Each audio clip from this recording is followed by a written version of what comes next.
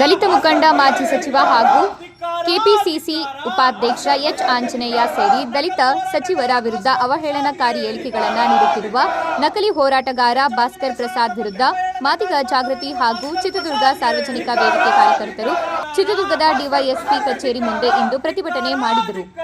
ಭಾಸ್ಕರ್ ಪ್ರಸಾದ್ ಒಬ್ಬ ನಕಲಿ ಹೋರಾಟಗಾರ, ಸಮುದಾಯದವರ ಬಳಿ ಹಣ ಪಡೆದು ಹೋರಾಟ ಮಾಡುತ್ತೇನೆ ಎಂದು ಸುಳ್ಳು ಹೇಳುತ್ತಿರುವುದು ನಕಲಿ ಹೋರಾಟಗಾರನೆಂದರು.